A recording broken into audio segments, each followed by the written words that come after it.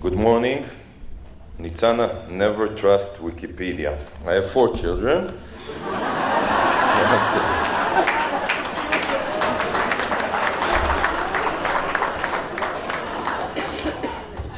This is the most important thing, by the way. And I'll try to balance President Rivlin because I have a very loud voice, so hope it will balance. Member of Knesset, Uzi Dayan, General Uzi Dayan, Nitzana Darshan, Leitner, and the entire Shurat HaDin team, thank you so much for everything you do to defend Israel around the world.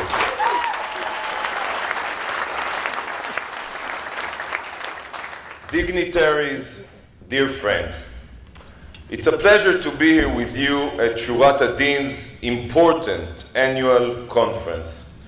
Today, all around the world, as Nitzana described, democracies are forced to defend their citizens from terrorists.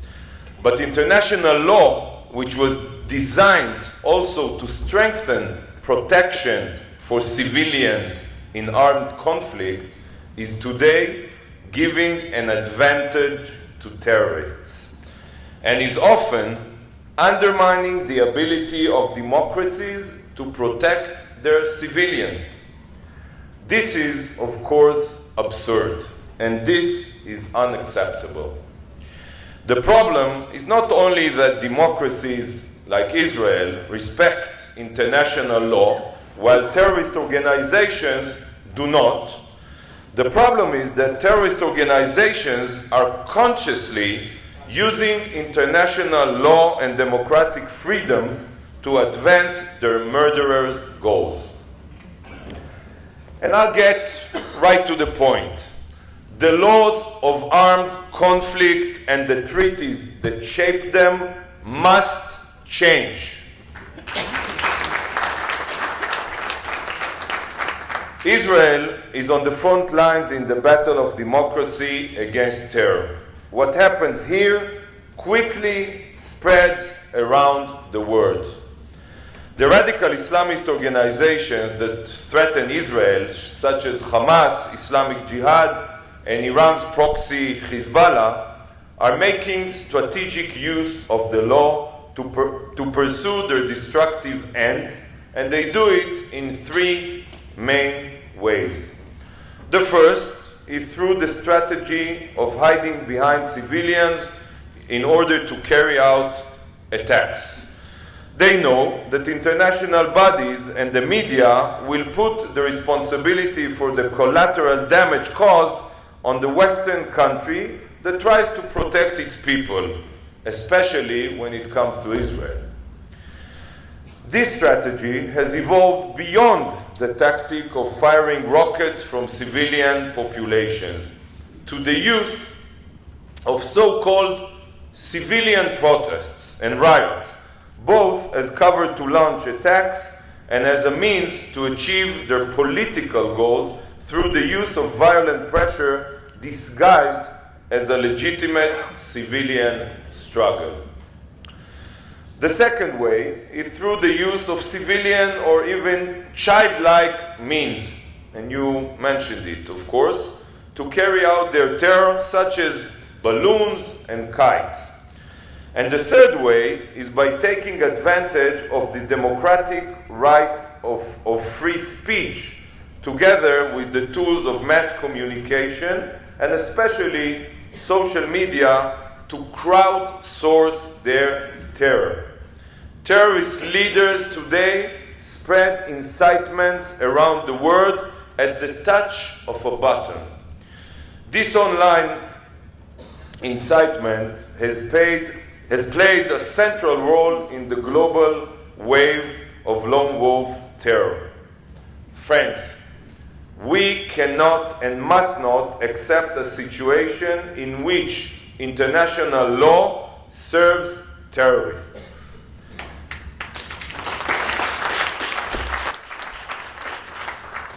Looking for my iPhone. No Western democracy that wants to live can live with a situation in which every step taken to counter terror can lead to charges in international courts. And even more importantly, democracies shouldn't be forced to fight with their hands tied behind their backs against bloodthirsty terrorists.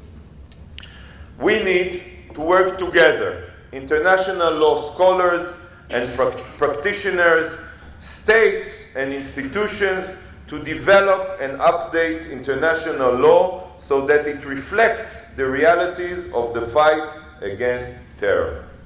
It's time to change the rules of the game so that they don't discriminate against those who respect them, because that is exactly what is happening today.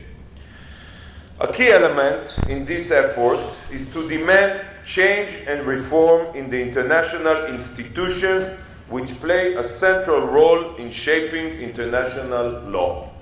Institutions, I believe you understand, such as the UN, which enable terror by legitimizing terrorists while delegitimizing law-abiding states. Today, the UN facilitates terror, and this must end.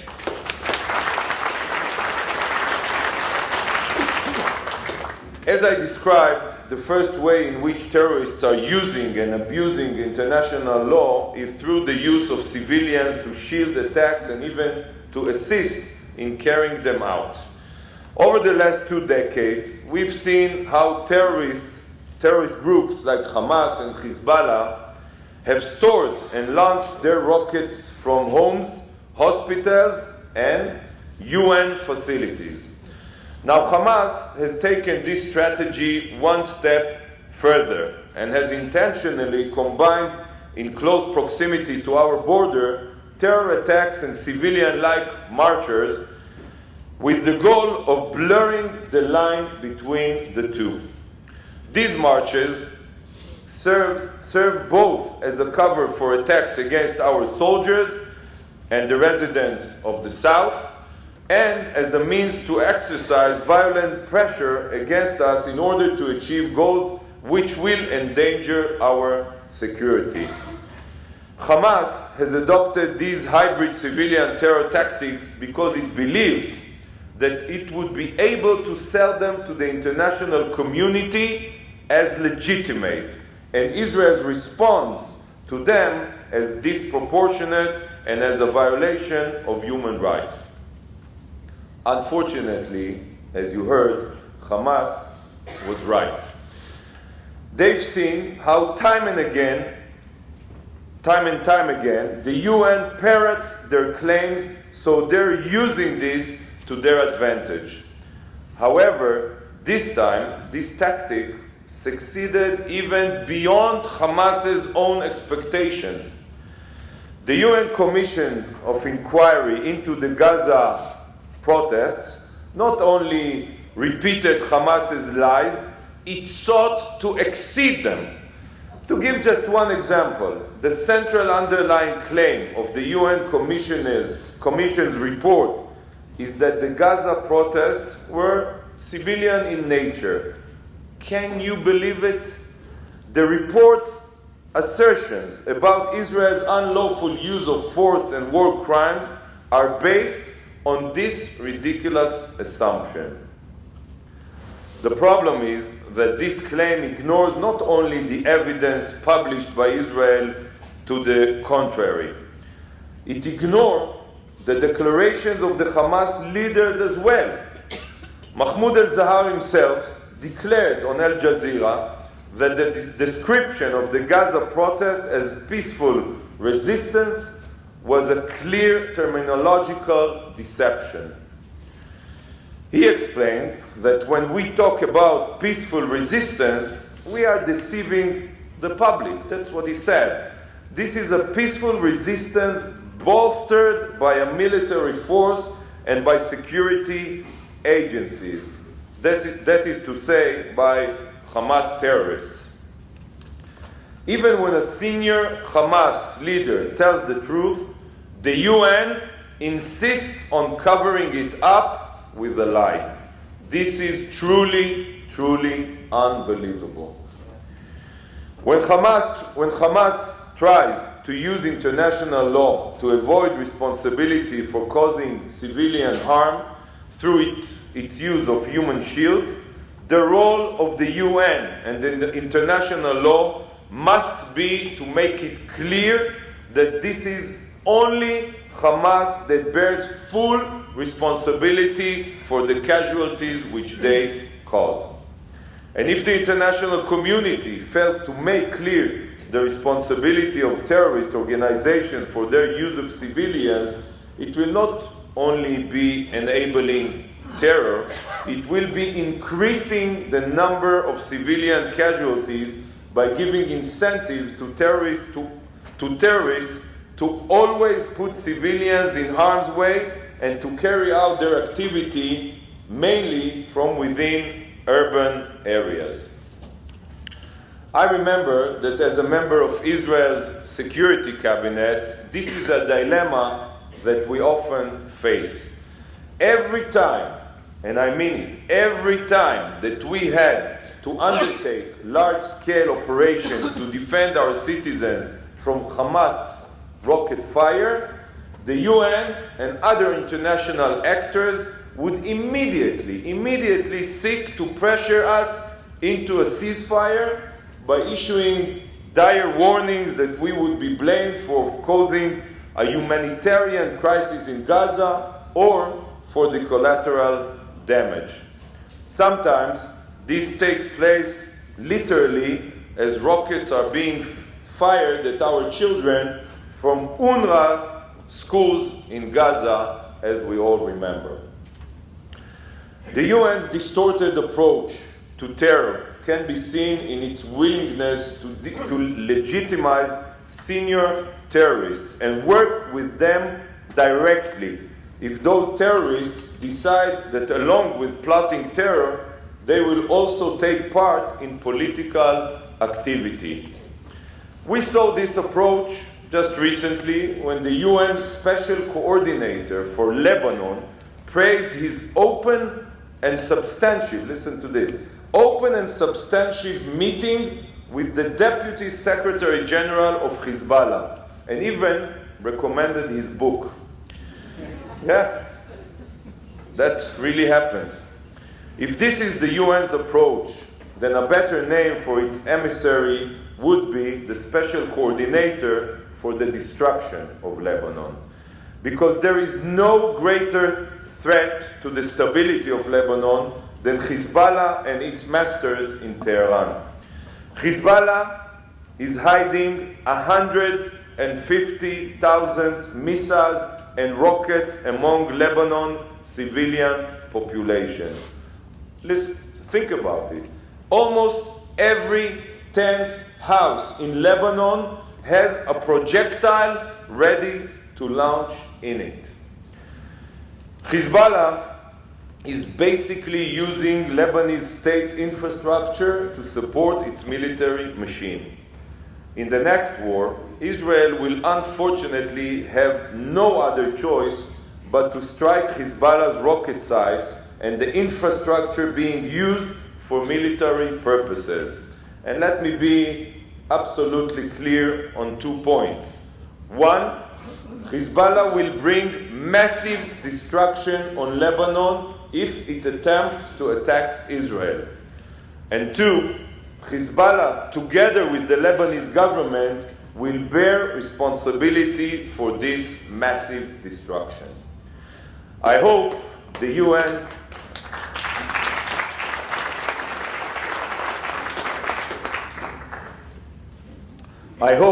UN is listening, because again, it's the UN's role to explain to the Lebanese government its responsibility. And I am certain that this is the just outcome of the laws of war which should apply to a situation like this. The second way in which terrorists are taking advantage of international law is through the use of weapons such as balloons and kites that appear civilian and even childlike, and which misled foreign journalists and politicians. Well, at least those that prefer to be misled. Balloons and kites outfitted with incendiary devices can kill. This is beyond the damage they cause to Israeli agriculture, ecology, and the psychological damage inflicted on the children of the Negev.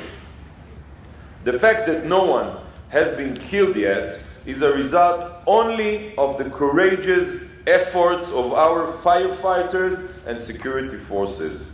It doesn't mean that the danger is not severe. We must not hesitate to respond to these threats as we would to any terrorist attack. Since the start of these attacks, I've called on the IDF to target those in charge of launching incendiary balloons or terror kites, just as we would target those launching rockets.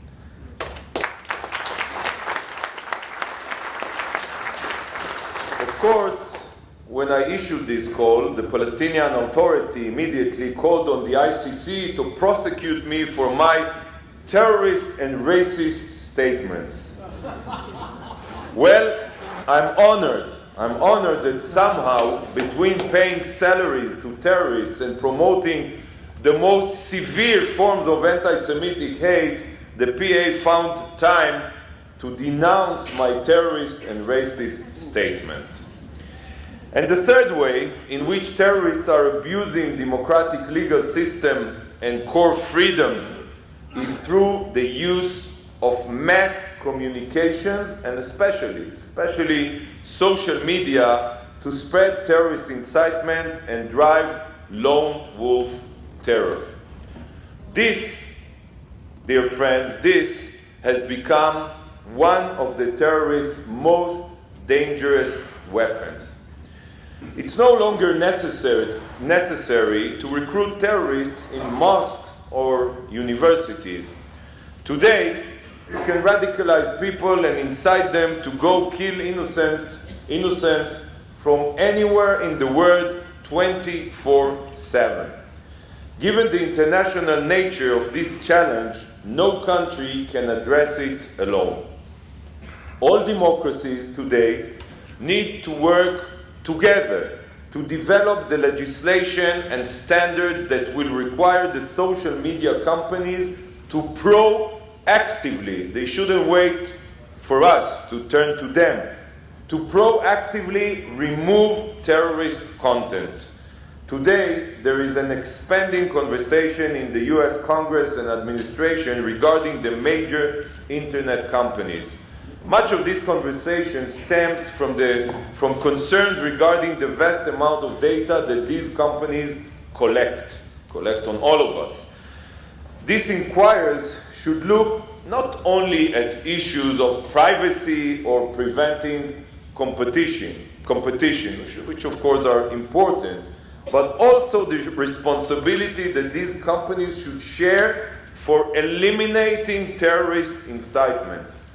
Companies like Facebook, Twitter, and others have the technology to analyze every post and like in order to make money. So these same capabilities can save lives. Of course, this is not the only form of terrorist incitement. Another central form is the PA's continued payment of salaries to terrorists and their families. Abu Mazen has declared that even if the PA had only 1 cent, it would use it not on health or education, but to pay terrorists. Even now, as the United States, Arab countries, and investors come together in Bahrain, right at this very moment, to discuss investing in the Palestinian economy, Abu Mazen is fighting for his right to invest in terror. How can we really be united in fighting terror if all democracies do not condition their aid to the PA on an end to the shameless payments to terrorists?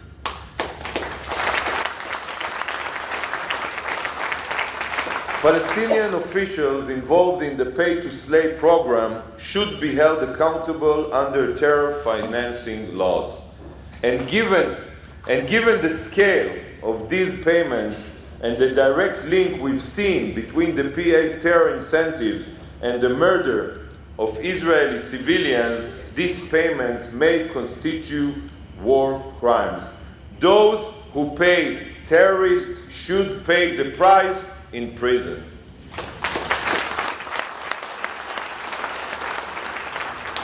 Where is the UN and its commissions of inquiry on this issue? Don't they care about the welfare of Palestinians? In addition to using international law to advance terror, terrorists today are using a complementary tool to undermine Israel's ability to defend itself: the BDS campaign. By disguising themselves as human rights organizations and delegitimizing Israel and the IDF, terrorist organizations such as Hamas and PFLP hope to weaken Israel's ability to take forceful action to defend its citizens. Their attempt to disguise themselves as human rights organizations has only one aim: to hide their connections to terror and their desire to erase Israel. Of course, human rights in Syria and Iran don't interest them. When I became Minister of Strategic Affairs, I realized that we needed to tear the mask of the BDS campaign. We needed to move from defense to offense. So the first stage was to expose the BDS terror connection. Our Terrorists in Suits report, which I recommend you all to read, exposed over 100 links between BDS and designated terrorist groups. The next stage was to ensure that the BDS leaders faced the consequences for their terror ties. We are working together with legal experts all around the world, including, of course, Shurat, HaDin, Nitzana, pay attention, including Shurat HaDin, to close down BDS financial accounts and outlaw some of the BDS organizations so that their propaganda won't be spread in civilized countries. And Nitzana, again, I want to thank you and Shurat HaDin for your very important work in this area. We just had another success in closing down the bank account of, unfortunately, a Jewish BDS group in Germany. So friends, despite distorted legal claims from the UN and other international bodies, Israel will continue doing whatever is necessary to defend itself while upholding international law. UN commissions and BDS NGOs can write as many reports as they want. We will not be deterred. And we will never stop fighting terror, defending freedom, and ensuring the safety of our people. We must work together, the Israeli government, legal NGOs, and scholars, to send interpretations of the law which undermine the rule of law to the dustbin of history, and to forge a realistic understanding of the laws of war in their place. This will not be an easy mission, but if we succeed, we will enable democracies to defeat terror and save the lives of civilians on all sides.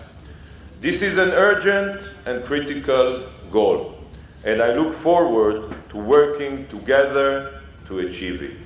Thank you very much. Have a fruitful conference, Nitzana, and again, toda rabba for everything.